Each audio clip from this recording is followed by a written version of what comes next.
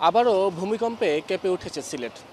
সকাল 11টা 36 মিনিটে সিলেটে আজকে ভূমিকম্প অনুভূত হয়েছে এবং এই ভূমিকম্পের মাত্রা ছিল উৎপত্তিস্থলে 5.6 এবং এটি উৎপত্তিস্থল হিসেবে আবহাওয়া অধিদপ্তর আমাদেরকে যেটি জানিয়েছে সেটি হচ্ছে ভারত মায়ানমার যে বর্ডার, অর্থাৎ ঢাকা থেকে 440 কিলোমিটার আসলে দূরে সেই ভূমিকম্প উৎপত্তিস্থল। এবং এ নিয়ে আসলে চলতি সপ্তাহে দুইবার ভূমিকম্প অনুভূত হয়েছে সিলেটে। ফলে আজকের ভূমিকম্পের পর সাধারণ মানুষের মধ্যে আমরা একটি উৎকণ্ঠা দেখেছি, একটি আসলে অস্বস্তি দেখেছি। মূলত আজকের ভূমিকম্পে কোনো ধরনের ক্ষয়ক্ষতির খবর আমরা এখন পর্যন্ত পাইনি। বিশেষ করে আবহাওয়া অধিদপ্তর পাশাপাশি ফায়ার সার্ভিসের যারা কর্মকর্তা তাদের সাথে আমরা যোগাযোগ করেছিলাম। তারা বলেছেন যে ভূমিকম্পের পর তারাও ক্ষয়ক্ষতির বিষয়ে কোনো ধরনের আসলে খবর তাদের পক্ষেও জানা সম্ভব হয়নি বা তাদের কাছেও নেই। ফলে ক্ষয়ক্ষতি না হলেও সাধারণ মানুষের মধ্যে যে উৎকণ্ঠা, সে উৎকণ্ঠা কিন্তু আমরা দেখেছি।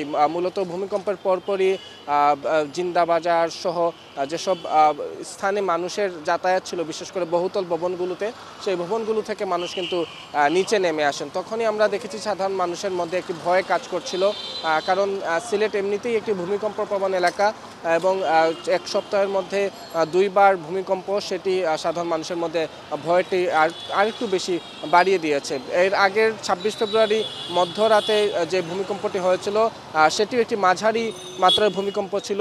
সেটির উৎপত্তিস্থল ছিল ভারতে এবং তার মাত্রা ছিল 5.3। এর আগে আমরা জানি যে 2021-22 সালে একদিনে কয়েক দফা ভূমিকম্পে আসলে কেঁপে উঠেছিল সিলেট, এবং এর পরপরই আমরা দেখেছিলাম যে সিলেটে একটি বড় ভূমিকম্পের আশঙ্কা যারা আসলে পরিকল্পনাবিদ আছেন তারা করে আসছিলেন, এবং তারা বলছেন যে যেহেতু সিলেটের সীমান্তের পাশেই ডাউকি ফল্ট রয়েছে এবং সেই ফল্টে আসলে বড় ধরনের ভূকম্পনের একটি শঙ্কা তারা করে আসছিলেন গত কয়েক বছর ধরে। ফলে এই শঙ্কার জায়গা থেকেই সিলেটকে একটি অতি ভূমিকম্প প্রবণ এলাকা হিসেবে আসলে তারা ধরে নিয়েছেন।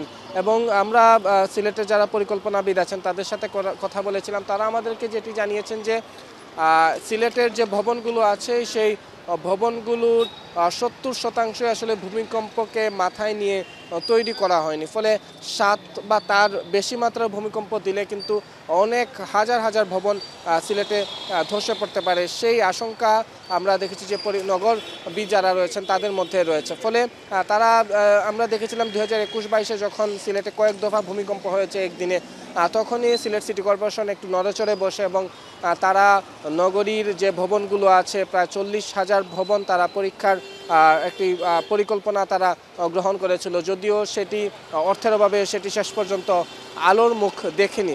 এছাড়া এই 2021-22-এর যে কয়েক দফা ভূমিকম্পের পর আমরা দেখেছি যে সিলেট নগরীর অন্তত 25টি ভবন, সেখানে সিলেটের কয়েকটি আসলে পরিচিত বিপণী বিতানও ছিল, সেই বিপণী বিতান সহ 25টি ভবন কিন্তু সিলেট সিটি কর্পোরেশন ঝুঁকিপূর্ণ বিবেচনা করে 10 দিনের জন্য সে সময় সেগুলো বন্ধও রেখেছিল এবং বলেছিল যে সেই ভবন মালিকদের আসলে নোটিশ দেওয়া হয়েছিল যে তারা যাতে ভবনগুলোকে পরীক্ষা নিরীক্ষার মধ্যে নিয়ে এসে সেগুলো যাতে আসলে ভেঙে ফেলা হয় কিংবা সেগুলো মেরামত করে যাতে সেগুলোকে ভূমিকম্প সহনীয় হিসেবে গড়ে তোলা হয়, সেই নোটিশগুলো দেওয়া হয়েছিল। কিন্তু আদতে সেগুলো শুধুমাত্র কাগজে কলমেই থেকে গেছে। এখনও সেই ভবনগুলো শুধুমাত্র হয়তো রং পাল্টেছে, কোনোটার হয়তো ছাদে কিছু কাজ হয়েছে, কিন্তু আদতে ভূমিকম্প সহনীয় হিসেবে সেগুলো গড়ে ওঠেনি। ফলে সাধারণ মানুষ তারা আজকের ভূমিকম্পের পর যে ভয়ের চেহারা আমরা দেখেছি তাদের মধ্যে সেই ভয়টি রয়েছে। তারা বলছেন যে অন্তত আসলে এই মুহূর্তে সেই ভবনগুলোকে আবারও পরীক্ষা নিরীক্ষার মধ্যে নিয়ে আসা এবং পাশাপাশি যে ভবনগুলো আসলে অতিরিক্ত ভূমিকম্প প্রবণ সেই ভবনগুলোকে যাতে ভেঙে ফেলা হয় সেই কথাও তারা বলছেন। পাশাপাশি যেগুলো মেরামত যোগ্য সেগুলো যাতে মেরামত করে সাধারণ মানুষের নিরাপত্তা নিশ্চিত করা হয়, সেই কথাগুলোই তারা সাধারণ সিলেটবাসী বলছেন। এই ছিল সিলেট থেকে আজকের সকালের যে ভূমিকম্প, সেই ভূমিকম্পের আমার কাছে খবরাখবর।